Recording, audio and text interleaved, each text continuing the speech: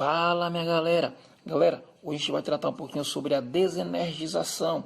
Logo de cara dizendo que desligar não é desenergizar. A desenergização, mais conhecida aí como regras de ouro, nos cursos a gente ouve muito falar, as regras de ouro é a desenergização, que é prevista na NR10, no seu subitem 10.5.1. Pessoal, o sistema elétrico, periodicamente, ele precisa passar por manutenções. Pode ser manutenções preventivas, pode ser manutenções corretivas, e diversas vezes o sistema como um todo não pode ser completamente desligado, o que culminaria, por exemplo, no corte do fornecimento de energia de toda uma cidade ou de um bairro. Então não seria interessante. Uma forma que desenvolvemos aí para facilitar, para minimizar o risco de acidentes e a gente fazer o procedimento com segurança é a própria desenergização. Esse processo aí não é o simples desligamento, como eu falei, desligar não é desenergizar. Desenergizar é só um item de todo o processo da desenergização, beleza? A desenergização é a supressão, é a retirada de toda a energia do circuito elétrico, assim oferecendo aos trabalhadores um maior índice aí de segurança e confiabilidade no circuito a ser trabalhado. Antes desse processo de desenergização, existem alguns cuidados preliminares de segurança, e eu cito aqui, por exemplo, delimitar a área, sinalizar, colocar algum tipo de bloqueio para evitar que pessoas do povo adentrem no local de atividade. Outra questão, o planejamento da atividade que vai ser definida, quais são os EPIs que você vai utilizar, quais são os EPCs que vai ser colocado ali, o ferramental, o material que você vai aplicar naquele circuito ali, e também um dos mais importantes, é claro, que é a solicitação lá para o COD, fazendo um pedido de bloqueio aí do religamento automático. Então, COD significa o Centro de Operação e Distribuição, que é muito importante, galera. Eu sou o Tom Wina e você está no canal do Tom.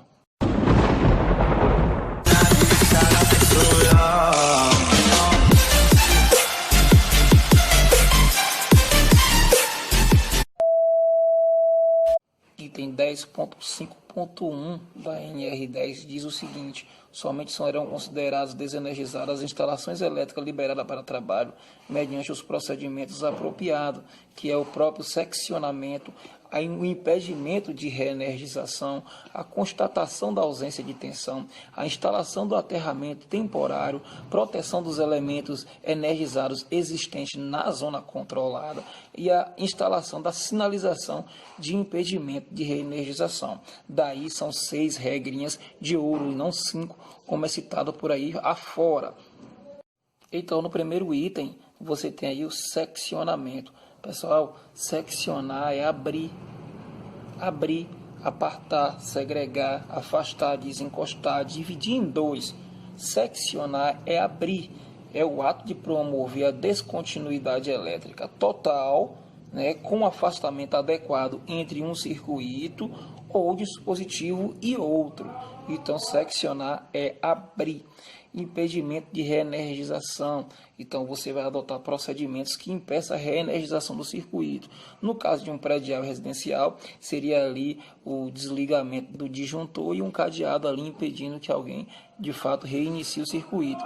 No caso dos eletricistas de rede aí de média tensão, é simplesmente a retirada ali do dispositivo ali do cartucho chamado, né? É o porta-cartucho ou porta-fusível chamado. Então, a retirada desse material da chave seccionadora configura aí, por exemplo, um impedimento de reenergização.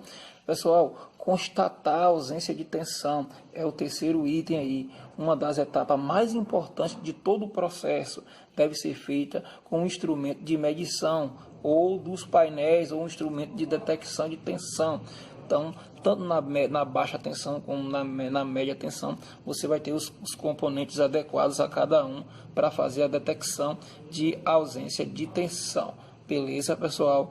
O quarto elemento é a instalação do aterramento temporário com equipotencialização dos condutores. Pessoal, é um procedimento muito importante. Mesmo que você fale assim, Tom, eu já seccionei o circuito, já impedi a reenergização, já constatei que de fato não tem tensão. Para que instalar aterramento temporário? Precisa. O aterramento temporário é para evitar uma reenergização acidental. Mas como? Vou explicar aqui. Por exemplo, você está na rede, bate um carro aí num poste de outra rede que está energizada. Um condutor energizado cai em cima da rede sua. Olha só a descarga elétrica. Ou então você está trabalhando no circuito e tem lá um gerador em um mercadinho, pode ter uma descarga de retorno e você sofreu uma descarga elétrica. Na dúvida, aterre e trabalhe entre aterramentos, beleza, pessoal? Então, se é uma rede que continua adiante, você vai ter que voltar a trabalhar entre aterramentos, beleza? Pessoal, vou deixar umas gravuras aí, você vai também acompanhando. O quinto elemento aí do processo de desenergização é a proteção dos elementos energizados existentes na zona controlada. Para definir aqui o que é uma zona controlada, né, ela é definida como uma área em torno da parte condutora energizada, segregada, acessível, de dimensões estabelecidas de acordo com o nível de tensão, cuja aproximação só é permitida a profissionais autorizados, como disposto no anexo 2 da NR10. Então, podendo ser feitos aí com anteparos, né, dupla isolação ou invólucro. O que é um invólucro? Uma manta isolante, aí, por exemplo, é um exemplo aí de invólucro. E o sexto e último elemento, pessoal, é a instalação da sinalização de impedimento de reenergização. Então, você vai sinalizar o impedimento da reenergização. Esse processo é tão importante quanto os outros procedimentos.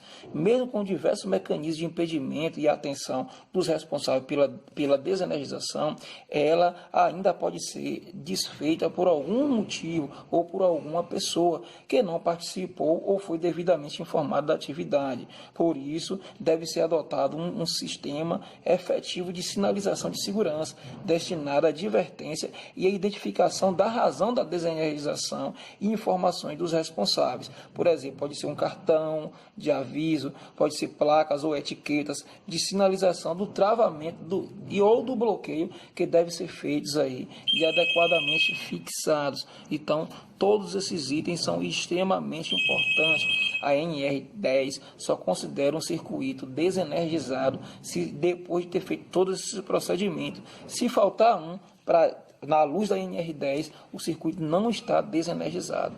Eu sou o Tom Wiener e você está no canal do Tom. Se você gostou do material, deixa o seu like e compartilhe esse vídeo.